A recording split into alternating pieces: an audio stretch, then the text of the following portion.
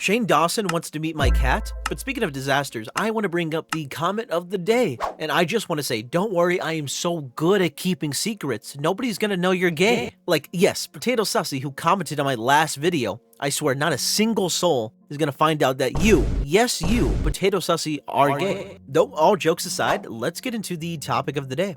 And trigger warning, I will be bringing up death, so if you can't handle that, I suggest clicking off. But if you're still here, sit back and take a little breather, because life can get exhausting. And just remember, you did a great job today by getting up and living another day. Hey viewer, have you ever heard of this quote before? It's never too late. And while I get why people say it, it's another one of those things that we say to try and help us move forward. And I understand, most people don't mean anything harmful by it. But from personal experience, life was not kind enough to give me another chance. Because sometimes in reality, it is too late. My mom died when I was very young.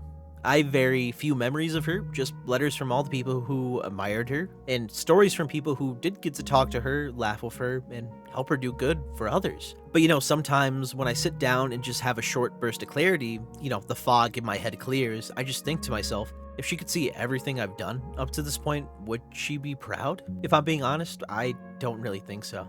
Back when I was in middle school, I don't remember exactly why, but just one day I brought this type of thought up to one of my good friends at the time. She assured me that my mom would be proud of me, no matter what, because that's what parents do. I'm still to this day grateful towards that person, even though we don't talk anymore. That conversation has just always stuck with me. But I always think of one thing though. I don't actually know the real answer. It's too late. She's dead, and I'm still here.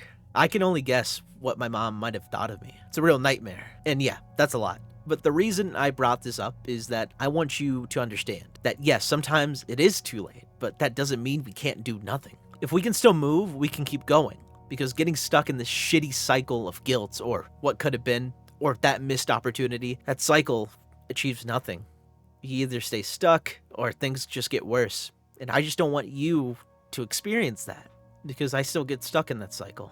But I just gotta remember, sometimes the only thing we can do is let go. But that doesn't mean we give up or forget the pain. That just means we have to do what we can with what we have left. Life isn't fair. It can change and do a literal 180 in seconds. You just have to adapt, as painful as it can be sometimes.